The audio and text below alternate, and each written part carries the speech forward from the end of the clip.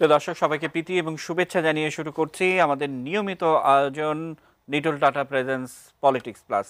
আপনারা নিশ্চয়ই জানেন যে গাজীপুর সিটি কর্পোরেশনের নির্বাচন এবং উইনিং ফ্যাক্টর নিয়ে আমরা আজকে কথা বলতে চাই, কথা বলছি। আমাদের সঙ্গে আছেন লেখক, সাংবাদিক এবং প্রামাণ্যচিত্র নির্মাতা শাহরিয়ার কবির স্যার, আবারও স্বাগত জানাচ্ছি। সাংস্কৃতিক ব্যক্তিত্ব পীযূষ বন্দ্যোপাধ্যায়, নির্বাচন বিশেষজ্ঞ অধ্যাপক ডক্টর নাজমুল হাসান কলিমুল্লাহ আমাদের লিঙ্ক স্টুডিওতে আছেন। গাজীপুর সিটি কর্পোরেশন নির্বাচনের 14 দলের সমন্বয়কারী অধ্যাপক ডক্টর শহীদুল্লাহ শিকদার এবং বিএনপির প্রশিক্ষণ বিষয়ক সম্পাদক ABM মোশাররফ হোসেন। আমরা আরও অনেকের সাথে যুক্ত হব এবং যারা এর আগে নিউজ আওয়ার এক্সট্রা দেখছিলেন, আমাদের গাজীপুরের দক্ষিণ ছায়াবীথিতে খুরশেদ আলম ভাইয়ের চায়ের দোকানে কিন্তু বেশ কয়েকজন অতিথি আছেন, আমরা সেখানেও যুক্ত হব। স্যার, আমরা আজকে একটু খুরশেদ আলম ভাইয়ের চায়ের দোকান থেকে যুক্ত হয়ে স্টুডিওতে ফিরতে চাই। সেখানে কিন্তু দুজন অতিথি বা অনেক সাধারণ মানুষ আছেন। সাদাত হাবিবি সেতু সেখানে আছেন।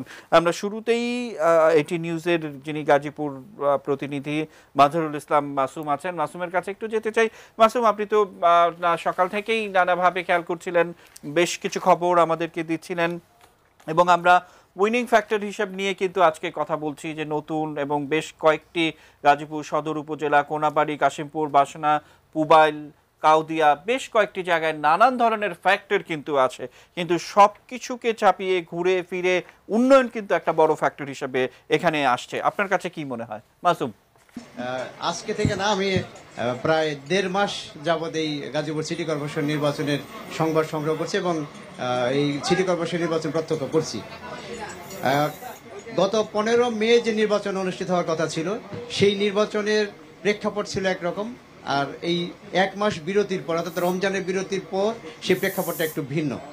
রমজানের আগের যে পরিস্থিতি ছিল, সেইখানে বিএনপি প্রার্থী অধ্যাপক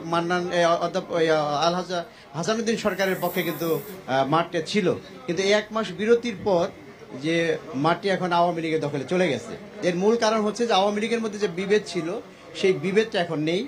যার মূল নেতৃত্বে ছিলেন আমাদের গাজীপুর জেলা আওয়ামী লীগের সাধারণ সম্পাদক ইকবাল হোসেন সবুজ। তার নেতৃত্বে কিন্তু এই যে বিদ্রোহী যারা ছিলেন দলে, তারা কিন্তু সংগঠিত হতে পেরেছেন, যে কারণে এই বলা চলে যে বল এখন আওয়ামী লীগের কোর্টে। আর আপনি যেমন বলেছেন যে টঙ্গী একটি ফ্যাক্টর, টঙ্গী বরাবরই হাসানুদ্দিন সরকার তারা দাবি করতেন যেটা তাদের ভোট ব্যাংক ছিল, কিন্তু আপনারা জানেন যে জনপ্রিয় নেতা আহসানুল্লাহ মাস্টার হত্যাকাণ্ডের যে মূল আসামি, অর্থাৎ হাসানুদ্দিন সরকারের ছোট ভাই নুর ইসলাম সরকার এবং তার মামাতো ভাই পাপ্পু সরকার, তারা এই আসামি হওয়ার কারণে এই ইস্যুটা কিন্তু ঘুরে ফিরে টঙ্গীতে মূল ফ্যাক্টর হয়ে দাঁড়িয়েছে। অর্থাৎ টঙ্গীতে যে 3,65,000 ভোট, সেই ভোটগুলো যারা 80% ভোট দাবি করতে বিএনপি, সেইখানে এখন এই আওয়ামী লীগ হানা দেওয়ার কারণে সেখানে আমার দৃষ্টিতে যেটা দেখছি যে 50-50 হয়ে গেছে, অর্থাৎ সেখানে হাসানুদ্দিন সরকারের বিজয়ের সম্ভাবনা অত্যন্ত ক্ষীণ। এরপরে আপনারা জানেন যে কাউলতিয়া, কোনাবাড়ি, কাশিমপুর, গাছা এবং পুবাইলের যে বাকি 7 লাখ ভোট, সেই ভোটের মধ্যে কিন্তু এখন আওয়ামী লীগের জোয়ারটা আমরা বেশি দেখতে পাচ্ছি। বিশেষ করে নতুন যে ভোটার, সেই ভোটার যারা নবীন ভোটার, তারা কিন্তু হাসানুদ্দিন সরকারকে ওইভাবে তারা চিনেন না। অর্থাৎ জাহাঙ্গীর বয়সের নতুন এবং নতুনদের সাথে যেভাবে মিশেন, হাসানুদ্দিন সরকার কিন্তু ওইভাবে মিশতে পারেন না, যে কারণে নবীন ভোটারদের যে মনটা জয় করেছেন, যা আমরা দেখেছি যে জাহাঙ্গীর আলম। এরপর আমি যে বিষয়টা বলেছি যে শ্রমিক ভোটার, অর্থাৎ বিভিন্ন শিল্প কারখানার যে শ্রমিক ভোট, সেই ভোটের মূল ভোটের কিন্তু 25% ভোটই এই শ্রমিক ভোটাররা, তারাই হবেন কিন্তু মূল ফ্যাক্টর এবং এরাই এই ভোটের জয় পরাজয় নির্ধারণ করে দিতে পারবেন। আপনারা জানেন যে আজকে বিজেএমই, বিকেএমই এবং চেম্বার অফ কমার্সের প্রেসিডেন্ট এসেছেন, তারা কিন্তু স্বতঃস্ফূর্তভাবে এই জাহাঙ্গীর আলমকে সমর্থন দেওয়ার কারণে শ্রমিকদের মধ্যে একটা নির্বাচন নতুন একটা আমেজ সৃষ্টি হয়েছে। ফলে আমরা দেখেছি যে বিএনপি চাইতে এখন এগিয়ে গেছে আওয়ামী লীগের যে মাঠ, সেটি আমি আগেই বলেছি যে আওয়ামী লীগের মধ্যে যে দ্বন্দ্বটি ছিল, অর্থাৎ অ্যাডভোকেট আজমতুল্লাহ খানের যে কর্মীরা ছিল, তারা কিন্তু কিছুটা নিষ্ক্রিয় ছিল। আমি আগে বলেছি যে জেলা আওয়ামী লীগের সাধারণ সম্পাদক ইকবাল হোসেন সবুজের নেতৃত্বে গত পরশুদিন আমাদের স্থানীয় সংসদ সদস্য জাহিদ হাসান রাসেলের বাসায় একটা গুরুত্বপূর্ণ বৈঠক হয় এবং সেই বৈঠকে তারা শেষে আমাদেরকে জানিয়েছেন এবং মিডিয়াকে জানিয়েছেন যে তারা আর কোনো মতানৈক্য নেই, সবকিছু ভুলে গিয়ে তারা নৌকা মার্কার, অর্থাৎ জি প্রধানমন্ত্রী আমরা শেখ হাসিনার হাতে মাসুম আবারও শক্তিশালী আপনার সাথে আমি যুক্ত হব এবং আমাদের সেখানে আরো অতিথি আছে, অতি সাধারণ মানুষ আছে, তাদেরকে নিয়ে আবারও আপনার সাথে যুক্ত হব। কিন্তু আপনি যেই কথাগুলো বললেন সেটি নিয়ে আমার স্টুডিওতে যারা দর্শক আছেন তাদের সঙ্গে একটু কথা বলতে চাই। আমি শুরুতেই শাহরিয়ার কবির স্যার আপনার কাছে আসতে চাই। যেমনটা বলছিলেন মাজহারুল ইসলাম মাসুম, গাজীপুর প্রতিনিধি এটি নিউজের, তিনি কিন্তু বলছিলেন যে নানা মাত্রিক দিক, বিশেষ করে সেই 3,65,000 টঙ্গীর ভোট যেটি উইনিং ফ্যাক্টর হিসেবে 4 দলীয় জোট দেখতো, এবং সেই জায়গায় একটি নতুন সমীকরণ আমরা দেখছি। আবার গাজীপুরের বিভিন্ন এলাকায় বিভিন্ন ধরনের ফ্যাক্টর, বিভিন্ন ধরনের ইস্যু আছে, বেশ কয়েকটি ইউনিয়নের নামও কিন্তু জাহাঙ্গীর বলছিলেন। তো সবকিছু মিলিয়ে সেখানে কিন্তু দিনের শেষে সেই উন্নয়নটি আসে। আবার শ্রমিক ভোটারদের কথা বলছিলেন, সেখানে বিজেএমই বিকেএমএর তারাও কিন্তু সেখানে কাজ করছেন। সবকিছু মিলে অনেক ডাইমেনশন কিন্তু আছে। আপনি কিভাবে দেখেন? না, যেটা আপনি শুরুতে বলেছিলেন টঙ্গী, যেটাকে বিএনপির ঘাঁটি বলা হচ্ছে, মনে করা হচ্ছে, কিন্তু বিএনপির ঘাঁটিতে হ্যাঁ গতবার প্রার্থীর যোগ্যতাও ছিল, সেটা অস্বীকার করা যাবে না। কিন্তু আজকে যখন এই সরকার সাহেবকে যেখানে তারা নির্বাচনে প্রার্থী ঘোষণা করলেন, একটা তো হচ্ছে শারীরিকভাবে তিনি পঙ্গু বলতে গেলে অক্ষম, আর দ্বিতীয় কথা হচ্ছে যে আহসানুল্লাহ মাস্টারের খুনির ভাই তিনি। এখন খুনির পরিবারকে বিএনপির মানুষ, বিএনপির সমর্থকরাও সমর্থন করবে কিনা, যারা অধ্যাপক মান্নানের সমর্থক ছিলেন গতবার, এটা একটা বিবেচ্য বিষয়। সাধারণ মানুষের তো সমর্থন করার কোনো প্রশ্নই ওঠে না এখানে। যে একটা তো তিনি, আমরা সেদিনও দেখলাম যে ওখানকার গাজীপুরের যে লোকজন বলছিল যে তিনি চলাফেরা করতে পারেন না, তাকে যখন জিজ্ঞেস করা হয়েছে যে সাংবাদিকরা, তিনি বলেছেন আমি কি ঠ্যাং দিয়ে ভোট দেবো নাকি। এখন এই ধরনের মনোভাব যদি তার নির্বাচন প্রার্থীদের সম্পর্কে থাকে, এবং তার যদি জনবিচ্ছিন্নতা যদি, যেটা আমরা দেখতে পাচ্ছি, এটা স্বাভাবিক শারীরিক কারণে তার পক্ষে ওইভাবে জনসংযোগগুলো করা সম্ভব হচ্ছে না, যেটা আওয়ামী লীগের প্রার্থীর অ্যাডভান্টেজ। যেটা টঙ্গীটাকে দুর্গ মনে করা ঠিক হবে না। এখন নতুন ভোটার যারা, তারা কিন্তু উন্নয়নটাকে সবচেয়ে বেশি করে দেখছে। আমরা মুক্তিযুদ্ধের কথা বলছি, হ্যাঁ মুক্তিযুদ্ধের আবেগ এখন প্রবীণদের মধ্যে 16 আনায় রয়ে গেছে, কিন্তু তরুণদের মধ্যেও যে মুক্তিযুদ্ধের আবেগ সঞ্চারিত হয়নি তা তো নয়। আমরা গণজাগরণ মঞ্চ দেখেছি এবং আমরা বিভিন্ন সামাজিক যোগাযোগ মাধ্যমেও দেখছি যে এই যে খুনির প্রার্থীকে, খুনির ভাইকে প্রার্থী করাটা, এটার সাধারণ নির্বাচক মণ্ডলী কিন্তু এটাকে খুব ভালোভাবে দেখছে না। এই ফ্যাক্টরগুলো, স্থানীয় এইসব ফ্যাক্টরগুলো কিন্তু জাতীয় নির্বাচনে মার্কা কিন্তু বড় প্রতীক হতে পারে। আমি যাকেই প্রার্থী দেব, হ্যাঁ তাকে ধানের শীষে বা তাকে নৌকাতে ভোট দিতে হবে। এখন কিন্তু মানুষ প্রার্থীর যোগ্যতাটাও কিন্তু দেখে। মার্কা একটা বড় ফ্যাক্টর বটে, কিন্তু প্রার্থী যদি সেই রকম হন, মার্কা সেখানে স্থানীয় নির্বাচনে অন্তত খুব একটা কাজ করে না। জি, আমরা একটু মোশাররফ ভাইয়ের কাছে যেতে চাই। মোশাররফ ভাই, আমাদের গাজীপুর প্রতিনিধি কিন্তু বলছিলেন, মাজহারুল ইসলাম মাসুম, তিনি বলছিলেন যে যদি 15ই মে নির্বাচনটি হতো তাহলে হয়তো একরকম, যেহেতু 1 মাস পিছিয়েছে, এই 1 মাসে অনেক বেশি কাজ করার সুযোগ পেয়েছে সবগুলো। এখন কিন্তু মাঠের পরিস্থিতি আমূল পরিবর্তন। আপনার কাছে কি মনে হয়?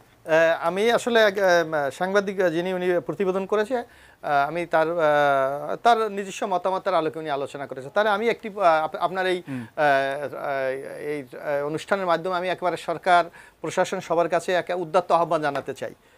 হয়তো পরিবর্তন হতে পারে, সেটা ভোটাররা কাকে ভোট দেয় এটা তো আমরা জানি না। তাহলে গাজীপুরে আমরা যদি একটি অবাধ, সুস্থ, নিরপেক্ষ নির্বাচন ব্যবস্থা করে দেখি যে জনগণ কোন দিকে আছে, এই ব্যবস্থা করার জন্য আমি আপনার মাধ্যমে আবেদন জানাবো। আর পাশাপাশি যে কথাটি বলেছেন, হ্যাঁ ভোটাররা তাদের মতামত যে কোনো সময় যে কোনো দিকে পরিবর্তন করতে পারে, সেটা হতে পারে, কারণ ভোটাররা তো বিভিন্ন ইস্যুতে একটা হয়। তবে আমার যে কথাটি মনে হচ্ছে এখানে যে ইস্যুগুলো গাজীপুরের ক্ষেত্রে তোলা হচ্ছে, সেখানে কিন্তু আজকে জনগণ কিন্তু এই কথাটাও চিন্তা করে যে জনগণ কথা বলতে পারছে কিনা, মানে জনগণের মতামত প্রকাশের স্বাধীনতা আছে কিনা, এটা কিন্তু জনগণ চিন্তা করে। জনগণ তার ভোটাধিকারগুলো প্রয়োগ করতে পারছে কিনা, এটাও কিন্তু একটা গণতন্ত্র আছে কিনা, এটাও কিন্তু জনগণ বিবেচনা করে।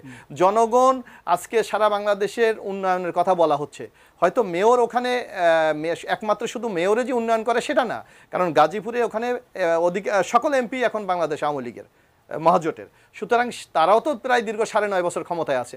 তারা কি কাজটি করেছে এটাও কিন্তু জনগণ বিবেচনার মধ্যে রাখে। মানে আসলে সেটি তো নিশ্চয়ই সংসদ নির্বাচনে, কিন্তু সিটি কর্পোরেশনের ভিতরে যে কাজটি সিটি কর্পোরেশনের, সেটি নিশ্চয়ই কিন্তু এমপি এসে করে দিবে না। কারণ আমাদের কাছে হচ্ছে যে এই অনুষ্ঠানগুলোতে বসতে হলে কিছুটা তথ্য সমৃদ্ধ বা কিছুটা অভিজ্ঞতা নিয়ে, যেটি সিটি কর্পোরেশন, সেটি সিটি কর্পোরেশনের যেটি সংসদ সদস্যদের করার কথা, সেটি সংসদ সদস্যদের।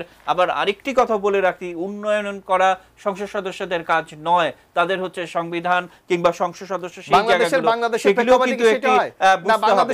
আপনার কাছে আসবো দর্শক, আমরা যেমনটা বলছিলাম যে আমাদের সেই খোরশেদ আলম ভাইয়ের চায়ের দোকানে সবাই আছেন, আবারও আমরা সেখানে যাব, কিন্তু তার আগে পীযূষ বন্দ্যোপাধ্যায়ের কাছে আসতে চাই। পীযূষ বন্দ্যোপাধ্যায়, যে কথাগুলো মানে আমরা দেখলাম বিশেষ করে গাজীপুর থেকে বলা হচ্ছিল, বা উন্নয়ন বড় ফ্যাক্টর নয় এরকম কথা যখন আমরা বলে ফেলি, তাহলে উন্নয়ন করে লাভ কি? কারণ উন্নয়ন না করলেই যদি মানুষ ভোট দেয়, যেমনটা বলছিলেন, তাহলে উন্নয়ন করেই বা লাভটা কি? বা খুলনাতে আমরা দেখলাম যে ঠিক সেই নির্বাচনের আগে আগে বঙ্গবন্ধু স্যাটেলাইট যখন আকাশে উড়লো, এবং এটি কিন্তু উইনিং ফ্যাক্টর হিসেবে অনেক বড় একটা টনিক হিসেবে কাজ করেছে খুলনা সিটি কর্পোরেশন নির্বাচনে।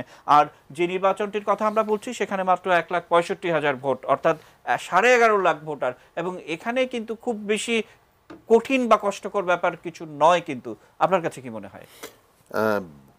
11,37,000 নাকি 11,35,000 এরকম ভোটার। গতবার সেখানে ভোট দেয়নি বোধহয় প্রায় 3-4 লক্ষ ভোটদানে বিরত ছিল। এবারও আমার ধারণা যে এবারও ভোট এরকমই হবে, 7.5 থেকে 8 লক্ষ ভোটার হবে।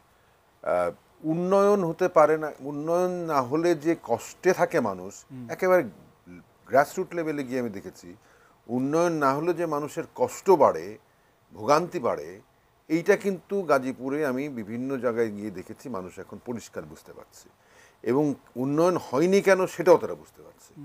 উন্নয়ন হয়নি যে গাজীপুরে তারা এর আগের বার ভুল সিদ্ধান্ত দিয়েছিল বলেই গাজীপুরের কোনো উন্নয়ন হয়নি, এটা একেবারে আমি চাক্ষুষ দেখে এসেছি, চাক্ষুষ করে এসেছি বলে বলছি। তো উন্নয়ন এখন সবাই চায়, দেশ চলছে উন্নয়নের মহাসড়কে। গাজীপুরের লোকজন কি সেখান থেকে বিচ্ছিন্ন হয়ে অন্য পথে হাঁটবে? তা তো হতে পারে না। খুলনার ব্যাপারটা দেখেন, খুলনাতে যদি উন্নয়নের ব্যাপারটা না থাকে, মহাকাশের কথা যেটা বললেন, বঙ্গবন্ধু স্যাটেলাইট অ্যাক্ট, এইগুলো তো অবশ্যই কাজে দেয়, মানুষ বুঝতে পারে। এখন তো মানুষ বোকা নয়, এখন গণমাধ্যম এখন এত সক্রিয় যে সবাইকে তথ্য দিচ্ছে, তথ্য পাচ্ছে তারা। উন্নয়নের কোনো বিকল্প নেই এই মুহূর্তে, এবং উন্নয়নের সাথে সাথে যদি আমাদের মুক্তিযুদ্ধের চেতনা, আমাদের যে বাঙালির জীবন দর্শন, যে বাঙালির যে আদর্শ, সেই জায়গাগুলো যদি মিশিয়ে দেওয়া যায়, তাহলে আমার মনে হয় না যে গাজীপুর ইলেকশনে করে ভুল। কিন্তু একটি কথা, আপনার মাসুম সংবাদদাতা যিনি বলছিলেন যে এখনকার দৃশ্যপট ভিন্ন হয়ে গেছে 1 মাসের ইসে, এটা কিন্তু একটি আওয়ামী লীগের জন্যে একটি ক্ষতিকর হতে পারে, যে আত্মতুষ্টিতে ভোগা শুরু হতে পারে। যদিও আমিও নিজে দেখে এসেছি যে ইলেকশনে গত 2 দিন ধরে দেখছি যে মনে হচ্ছে যেন বিএনপি গাজীপুর ইলেকশন বয়কট করেছে বা কুইট করেছে, আমার অবজারভেশনে মনে হয়েছে। কিন্তু সেটি ভালো নয়, সেটা আওয়ামী লীগের জন্য আত্মতুষ্টির কারণটা অবশ্যই ভালো নয়। আওয়ামী লীগকে এখানে সুষ্ঠু নির্বাচন কমিশন কিন্তু প্রস্তুত, আমরা প্রতিবেদনও দেখেছি আজকে। নির্বাচন কমিশনের কোনো আমরা একটু বিশেষ করে নাজমুল হাসান কলিমুল্লাহ আছে যে নির্বাচন কমিশন প্রস্তুত, যেমনটা পীযূষদা বলছিলেন, এবং সবকিছু মিলিয়ে বা বড় ফ্যাক্টর কি হবে, আমরা কিন্তু আজকে সেই ধরনের একটি অনুষ্ঠান করার চেষ্টা করছিলাম, কিংবা যে কথাটি এসছে যে 15ই মে নির্বাচন হলে হয়তো এক ধরনের ফলাফল হতো, কিন্তু যেহেতু 1 মাস সময় রমজান মাস পালন হয়েছে, সেখানে 2 প্রার্থীর পক্ষেই কিন্তু অনেক বেশি কাজ করার সুযোগ ছিল। অর্থাৎ এই রমজান মাসটাতে যারা এগিয়েছিলেন তারাই একটা ভালো ফলাফল পাবে। আমরা আপনার কাছ থেকে শুনবো, কিন্তু ছোট্ট একটি বিরতির পর ফিরে এসে নিচ্ছি ছোট্ট বিরতি। এটি নিউজের সঙ্গেই থাকুন।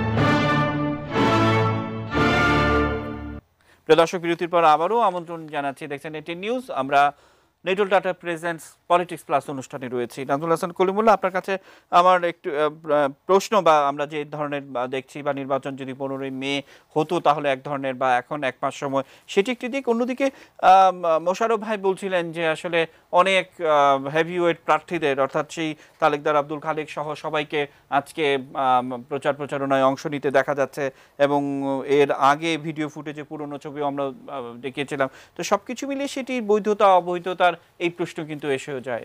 আপনি কি বলবেন?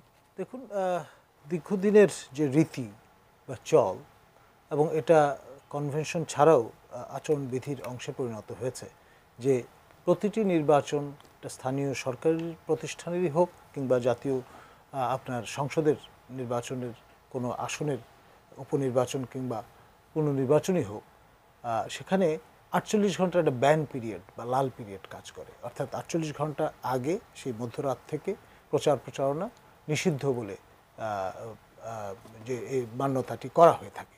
এবং এটা শুধুমাত্র যে বাইরে বহিরাগত যারা ওই এলাকার বাসিন্দা নন কিংবা ভোটার নন তাদের জন্য প্রযোজ্য তা নয়, যারা ওই এলাকায় বসবাসরত আছেন নাগরিক কিংবা ভোটার তাদের সবার জন্যই প্রযোজ্য, এবং এটা নতুন কোনো বিষয় না। এখন ওই মোশাররফ যে বিষয়টি তুলে ধরবার চেষ্টা করেছেন, আমি যতটুকু বুঝেছি সেটি হচ্ছে গত ডক্টর হুদা কমিশন যখন দায়িত্বে ছিলেন তখন তারা ভোলার উপনির্বাচনকে সামনে রেখে এরকমের একটি নির্দেশনা জারি করেছিলেন যে নির্দিষ্ট একটা সময়ের পরে আপনার বাইরে ভিন্ন জেলা থেকে আগত ব্যক্তিবর্গ তারা প্রচারণায় অংশগ্রহণ করবেন না বা সেখানে রাতে অবস্থান করবেন না। সেইটার সূত্র ধরে ওই ট্র্যাডিশন থেকে এ ধরনের একটা এক্সপেকটেশন হয়তো ডেভেলপ করে থাকতে পারে, কিন্তু 48 ঘন্টা যে ব্যান সেটি সবার জন্য প্রযোজ্য এবং এটি আজ মধ্যরাত থেকে, মানে আজকে মধ্যরাত থেকে তো সেটি শুরু হবে। তাহলে আজকে যদি কেউ থেকে থাকে সেটি তো নিশ্চয়ই নির্বাচনী আইন লঙ্ঘনের বিষয়টি নয়। আর গেল কয়েকদিনের যেটি পুরনো ফাইল ফুটেজ যেটি আমরা দেখেছি সেটি তো দেখেছে। আমরা আবারও একটু খুরশেদ আলম ভাইয়ের চায়ের দোকানে যেতে চাই। সেখানে স্থানীয় রাজনীতিবিদ মোহাম্মদ ইকবাল হোসেন সবুজ আছেন, সাধারণ সম্পাদক গাজীপুর জেলা আওয়ামী লীগের। নিশ্চয়ই আপনি দেখতে পাচ্ছেন, আমাদের শুনতে পাচ্ছেন যে বিষয়টি আমরা বলছি যে নানা বিষয় কিন্তু আমাদের আলোচনায় উঠে এসছে। আপনি নিজেও দেখেছেন উন্নয়ন বড় ফ্যাক্টর হবে কিনা বা বেগম জিয়ার মুক্তিটি বড় ফ্যাক্টর হবে কিনা, নানা বিষয় কিন্তু আছেন। আবার কেউ কেউ বলছেন যে যেহেতু 15ই মে নির্বাচন হলে ফলাফল একরকম হতো এবং যেহেতু এক মাস পিছিয়েছে সেটিও একটি বড় উইনিং ফ্যাক্টর, অর্থাৎ যেই দলই জিতুক একটা বড় উইন উইন সিচুয়েশন কিন্তু আছে। আপনি কিভাবে দেখছেন? যেসব আলোচনাগুলো হচ্ছে আমরা চায়ের দোকানে বসে তন্ময় হয়ে শুনতেছিলাম, অনেকগুলো ফ্যাক্টর নিয়ে আসছেন।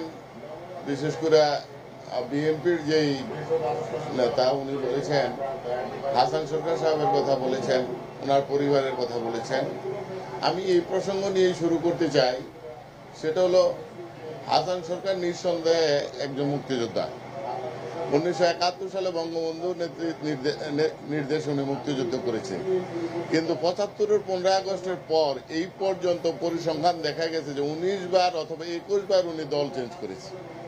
সর্বশেষ ওনার আস্থার স্থানটা হয়ে দাঁড়িয়েছে খালেদা জিয়া এবং জামাতের পাশে। অতএব ওনার কাছে আদর্শ বড় কিছু নয়, কোন জায়গা থেকে কিভাবে সুবিধা আদায় করবে সেটাই হলো ওনার বিবেচ্য বিষয়। শুধু তাই নয়, আপনারা জানেন যে গাজীপুরে আহসানুল্লাহ মাস্টার মাটি মানুষের নেতা, বিশেষ করে শ্রমিক নেতা হিসাবে উনি সারা বাংলাদেশে ব্যাপকভাবে প্রতিষ্ঠিত।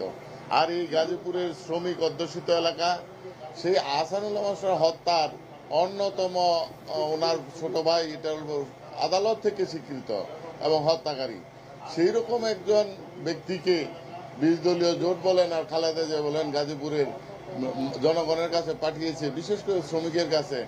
এই দেশের শ্রমিক সমাজ কি তাদের নেতা হত্যাকারীদের পরিবারের কাউকে ভোট দিয়ে তাকে বিজয়ী করবে বলে ভাবা যায়? অতএব ভাবা যায় না। আর একটা প্রসঙ্গ এসেছেন যে 15 তারিখে নির্বাচন হলে সেই নির্বাচনটা আমাদের জন্য একটু সমস্যা হতো। এই জায়গাটা একটু আমরা নির্বাচন কমিশনের সম্পূর্ণ রকম নিয়ম নীতি মানার মধ্য দিয়েই নির্বাচন করতে যাচ্ছি। আমাদের এই সিটি কর্পোরেশনের 3 জন এমপি, 2 জন মন্ত্রী, 1 জন এমপি। আমরা যখন নির্বাচনের আচরণবিধিতে আছে, এমপি মহোদয়রা নির্বাচনে অংশগ্রহণ করতে, প্রচারণায় অংশগ্রহণ করতে পারবে না। কিন্তু আমরা জননেত্রী শেখ হাসিনা যখন 8 তারিখে আমাদের প্রার্থী ঘোষণা করার পরে গাজীপুর জেলা এবং মহানগর আওয়ামী লীগ ঐক্যবদ্ধভাবেই জাহাঙ্গীর আলমের পক্ষে নেমেছি। সাধারণত মানুষগুলো দেখে, এমপি সাহেবদেরকে দেখে, মন্ত্রী সাহেবদেরকে দেখে, ওনারা যখন প্রার্থীর পাশে ছিল না তখন সাধারণ মানুষের মনে অনেক প্রশ্ন জেগেছিল যে এমপি সাহেবকে দেখি না বা মন্ত্রী মহোদয়কে দেখি না, কিন্তু তারা যে আচরণ বিধিগত কারণে তার পাশে আসতে পারে নাই সেইটা খুব বেশি আমরা প্রচার করতে ব্যর্থ হয়েছি বলেই স্বীকার করতে হবে। কিন্তু নির্বাচন আদালত কর্তৃক স্থগিত হওয়ার পরে যখন সারা রোজার মাসে আমাদের মন্ত্রী মহোদয় আকম মোজাম্মেল হক, জাহিদ হাসান রাসেল, মেহের আফরোজ চুমকি সহ সকল নেতৃবৃন্দ যখন সাংগঠনিক কর্মকাণ্ড এবং ইফতার মাহফিলের মধ্য দিয়ে সমস্ত এলাকায় চষে বেরিয়েছে, তখন এই ভ্রান্ত ধারণাটা পরিবর্তন হয়েছে আওয়ামী পরিবারের মধ্যে। এবং আমরা ঐক্যবদ্ধ, আমরা ব্যাপক কাজ করেছি। সেই কাজের মধ্য দিয়ে আমরা মনে করি যে আগামী দিনে যে 26 তারিখের নির্বাচন, সেই নির্বাচনে জাহাঙ্গীর আলম আওয়ামী লীগের প্রার্থীকে বিজয়ী হবে। উন্নয়নের সমস্যাটা হলো যেটা, যে এই জায়গায় যিনি মেয়র ছিলেন তিনি সত্য এটা বলা উচিত হবে না যে শারীরিকভাবে খুব বেশি অসুস্থ ছিলেন। এবং শুধু তাই নয়, আমাদের এই গাজীপুর জেলা আওয়ামী লীগের প্রেসিডেন্ট আকম মোজাম্মেল হক যদিও বিএনপির প্রার্থী, বিএনপির লোক মেয়র ক্যান্ডিডেট ছিল, তারপরও এই সিটি কর্পোরেশন উন্নয়নের জন্য স্পেশাল 600 কোটি টাকা বরাদ্দ হয়েছে। এই পর্যন্ত উনি পারে নাই এই 600 কোটি টাকা মানে খরচ করি, কারণ সিটি কর্পোরেশনের ভিতরে আওতামুক্ত যেসব জায়গায়, এখানে ডেভেলপমেন্ট ওয়ার্কটা অবশ্যই সিটি কর্পোরেশনের মেয়র বা তাদের উপরেই নির্ভর করে, কিন্তু এমপিদের নির্ভরতার কোনো সুযোগ নাই বলে আমি মনে করি। জি, আমরা আসলে বললাম মানে যে বিষয়টি 600 কোটি টাকা উন্নয়ন, এবং সেটি এখন ঘুরে ফিরে পাড়া মহল্লায় নানা আলোচনার প্রেক্ষিতে কিন্তু আসছে। আমাদের সঙ্গে ডাক্তার শহীদুল্লাহ শিকদার আছেন, আবারও যেতে চাই তার কাছে। শহীদুল্লাহ শিকদার, আবারও ঘুরে ফিরে সেই 600 কোটি টাকা যেটি ফেরত যাচ্ছে, গাজীপুরবাসীর একটা আক্ষেপের জায়গা যে রাস্তাঘাট এত খারাপ কিন্তু টাকা বরাদ্দ সত্ত্বেও সেই টাকা ফেরত যাচ্ছে, অর্থাৎ এটি একটি উইনিং ফ্যাক্টর হিসেবে বা নির্বাচনী ফ্যাক্টর হিসেবে কাজ করবে কিনা? ধন্যবাদ, আপনি যথার্থ বলেছেন। অ্যাকচুয়ালি দেখুন, গাজীপুর ঢাকার খুব কাছে, কিন্তু এটি আপনি ঢাকা ময়মনসিংহ মহাসড়ককে যদি দেখেন, এটি কিন্তু গাজীপুরের সড়ক মনে করলে ভুল হবে, কারণ গাজীপুরে বহু ফিডার রোড রয়েছে। এটি এরিয়ার বিবেচনায় কিন্তু এখন সর্ববৃহৎ সিটি কর্পোরেশন।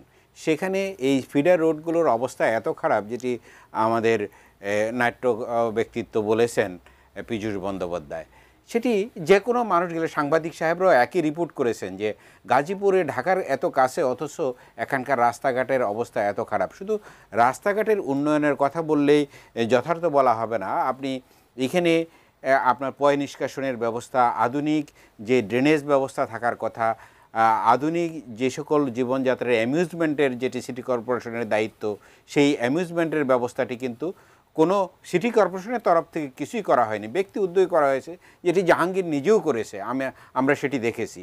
সুতরাং এই যে উন্নয়ন থেকে বঞ্চিত হওয়ার বেদনা, এটি কিন্তু গাজীপুরের মানুষকে পীড়িত করেছে, এবং সেটি শুধু এই তরুণদেরকে পীড়িত করেছে বললে ভুল হবে, এটি কিন্তু সর্বস্তরের মানুষের মনের বেদনা কিন্তু সেখানে আছে। আর যে কথাটি আপনি বলেছিলেন টঙ্গীর ভোট ব্যাংকের কথা, আপনি যদি দেখেন যে নিরপেক্ষ বা ফেয়ার এবং ফ্রি নির্বাচন যখনই হয়েছে, এই সরকার পরিবার কিন্তু অনেকবার নির্বাচন করেছে। যখনই ফ্রি ফেয়ার নির্বাচন হয়েছে, সরকার পরিবার থেকে কিন্তু কেউ কখনো জনপ্রতিনিধি নির্বাচিত হয়নি, কারণ সেখানে জনমানুষের মনে, অর্থাৎ একেবারে টঙ্গীর মানুষের মনে কিন্তু একটি ক্ষোভ আছে। সেই ক্ষোভটি কিন্তু শারীরিক অসুস্থতার জন্য নয়, সেটি অন্য কারণে, কারণ জবরদস্তির কারণে, অনেক অন্যায় অপরাধের কারণে কিন্তু মানুষের মনে একটি ক্ষোভ প্রচ্ছন্নভাবে সেটি সুপ্ত অবস্থায় থেকে যায়, এবং সেটি মানুষ যখন ফ্রি ফেয়ার নির্বাচনে অংশগ্রহণ করে তখন মানুষ ভোট তাদের বিরুদ্ধে দিয়ে থাকে। সেই কারণে কিন্তু সরকার পরিবার থেকে কখনোই কোনো জনপ্রতিনিধি ফ্রি ফেয়ার নির্বাচনে জিতে আসেনি। আমরা বিশ্বাস করি আজকে কিন্তু নির্বাচনটি ফ্রি হবে, ফেয়ার হবে এবং পার্টিসিপেটরি হবে। সেই নির্বাচনে সরকার পরিবারের কোনো ব্যক্তি নির্বাচিত হয়ে আসবে শুধু টঙ্গীর ভোট ব্যাংক, শুধু টঙ্গীর ভোট ব্যাংকের। আমরা যে কথা বলার চেষ্টা করছি, উইনিং ফ্যাক্টর কারা জিতবেন, কি কি ফ্যাক্টর হিসেবে আছে, একটি দর্শকের ফোন নিয়ে একটি ছোট্ট বিরতিতে যেতে চাই। এবং আমার মোবাইল ফোনের SMS এর মাধ্যমে শাহেদুজ্জামান, তিনি চট্টগ্রাম থেকে প্রশ্ন করেছেন শাহরিয়ার কবিরের কাছে। তিনি বলছেন যে আসলে স্থানীয় পর্যায়ের নির্বাচনগুলোতে স্থানীয় নির্বাচনী বেশ কিছু প্রতিশ্রুতির আকারে দেয়া হয়ে থাকে, কিন্তু কোনো জাতীয় নেত্রীর মুক্তি স্থানীয় সরকারের বড় ইস্যু হতে পারে কিনা। আমি যদি ঠিক পড়ে থাকতে পারি, শাহরিয়ার কবির যদি বুঝিয়ে থাকতে পারি, সেটির উত্তর আপনার কাছ থেকে শুনবো। দর্শক, নিচ্ছি ছোট্ট বিরতি, এটি নিউজের সঙ্গেই থাকুন।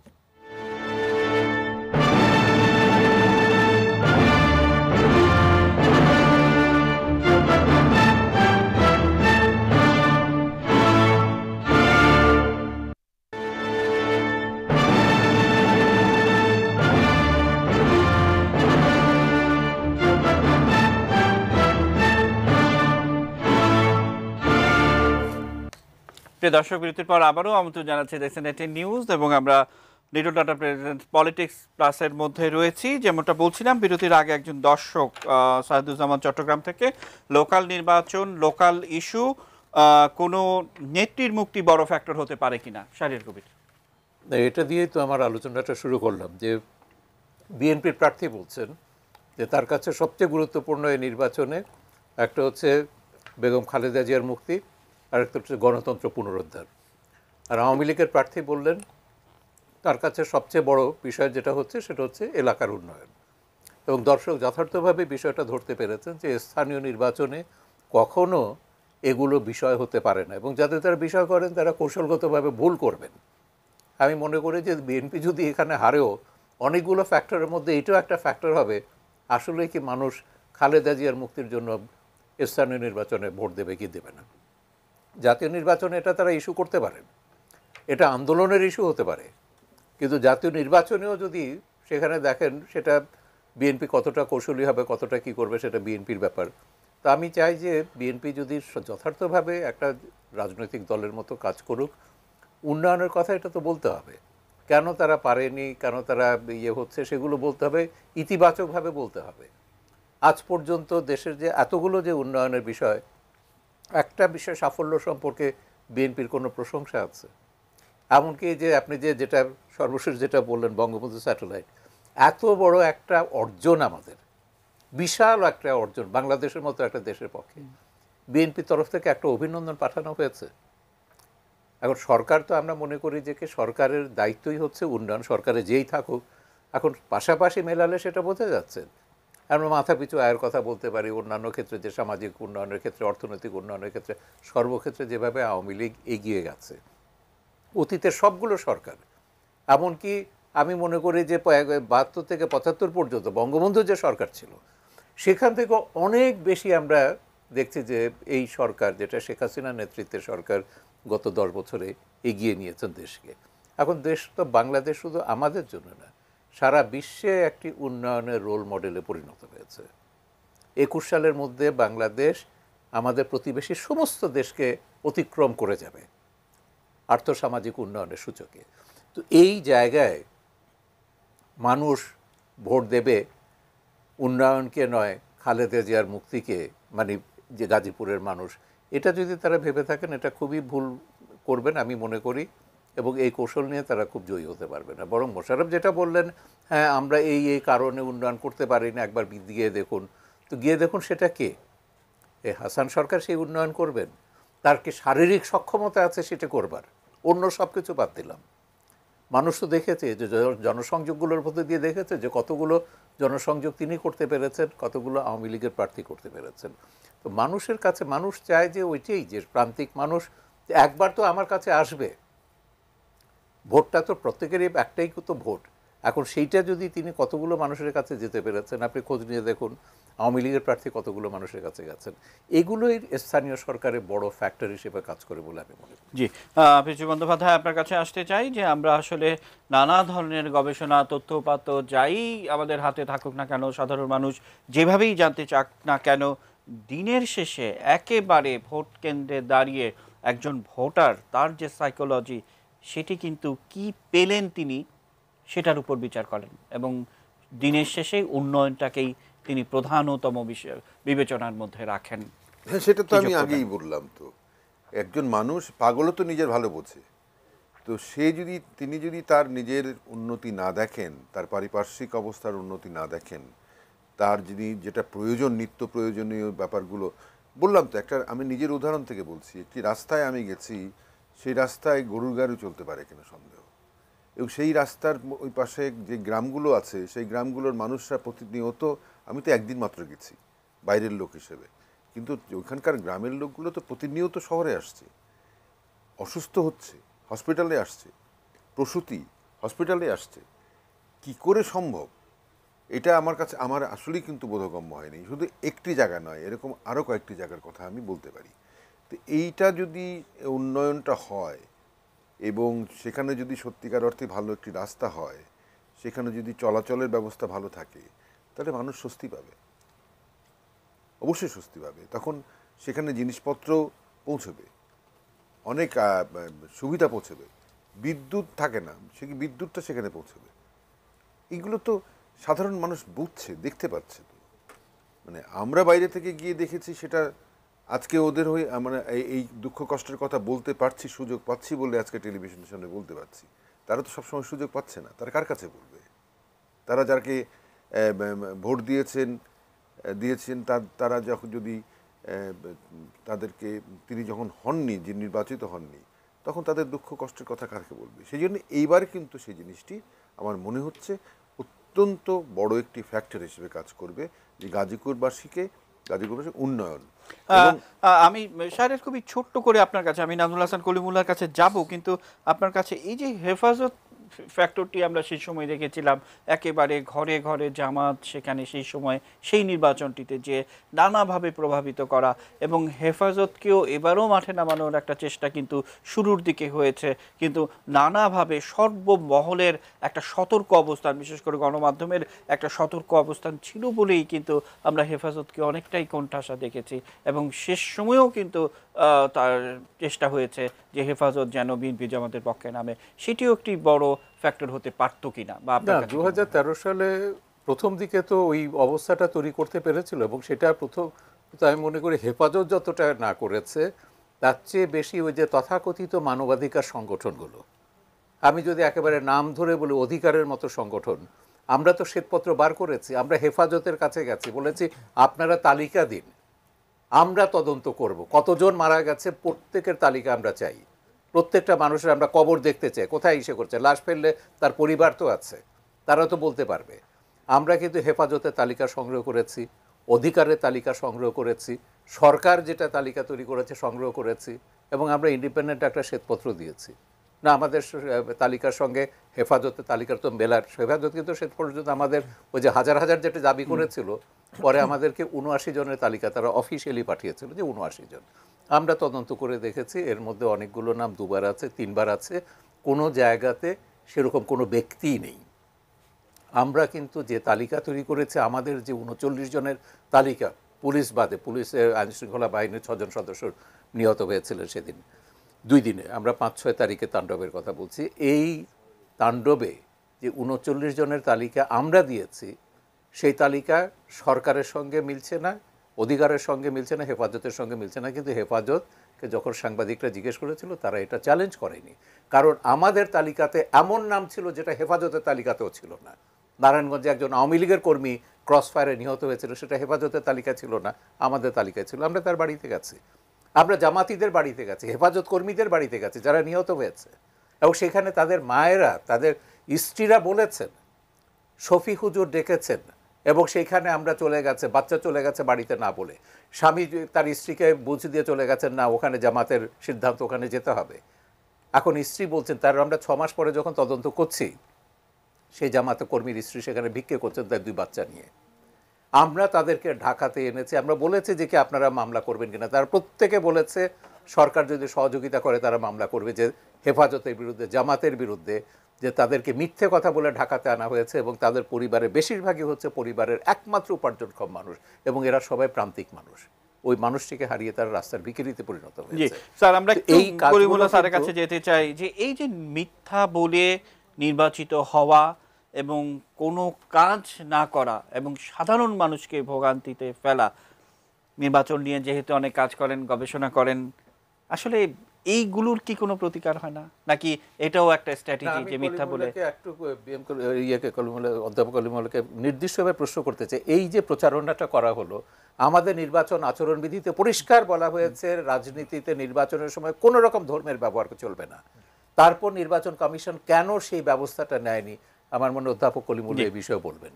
দেখুন, আমাদের তো বিভিন্ন পর্বে আমরা সাকসেসিভ ইলেকশন কমিশনগুলোকে দেখেছি, এবং যারা ম্যানিং করেছেন অনেকাংশে অ্যাপেক্সে বসে থেকে তারা এই নির্দেশনাগুলো দিয়েছেন, বা কোনো বিষয় কগনিজেন্সে নিয়েছেন, কোনোটাকে প্রায়োরিটিতে নিয়েছেন, কোনোটা নেননি।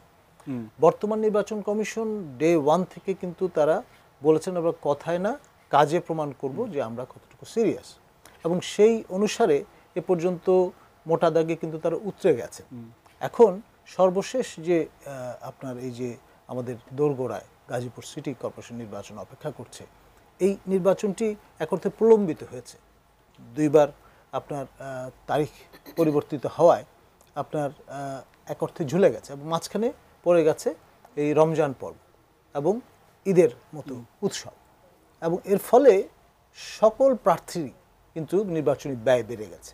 এটা যদি খেয়াল করে দেখেন, কারণ এই ইফতার পর্ব এবং সেই সঙ্গে ঈদ উৎসবের সুযোগে বা কারণে আপনার ভোটারদের, বিশেষ করে কর্মী যারা সক্রিয় তাদের হয়ে ক্যাম্পেইন করছেন, তাদের খরচটা ন্যাচারালি মেটাতে হয়েছে এবং অনেকটা অব্লিগেটেড হয়েই এটি একটি বাস্তবতা। আর আরেকটি বিষয় হচ্ছে, at the end of the day ইফতার তো একটা ধর্মীয় আচার অনুষ্ঠান রীতি, আপনার ঈদ উৎসবও কিন্তু ধর্মীয় উৎসব। তো সুতরাং আপনার what to draw the line, এই প্রশ্নটারও কিন্তু আমাদের মুখোমুখি হতে হচ্ছে কোইন্সিডেন্টালি এই সময়ের পরে নির্বাচনটি। বলছেন আমি কিন্তু ইফতার পার্টি বা ঈদের সময় এগুলোর আমি বিরোধিতা করছি না, নির্বাচনের সময় ওই যে কথাগুলো যে আওয়ামী লীগকে ভোট দিলে মসজিদে উলুধ্বনি শোনা যাবে, মানে ওটা তো ঢালাও, এই যে কথাগুলো যে যখন বলা হয়, এটা তো সেই যুক্তফ্রন্টের আমলে বলেছিল না যে নৌকায় ভোট দিলে বিবি তালাক হয়ে যাবে। আমাদের তো এইখানে তো একটা জ্যোতিচিহ্ন টানতে হবে। এই আইনটি নিয়ে কিন্তু কাজ করা যথেষ্ট হিসাব রয়েছে। আমরা একেবারে শেষ পর্যায়ে চলে এসেছি, একটু সংকীর্ণ ব্যাখ্যা আছে।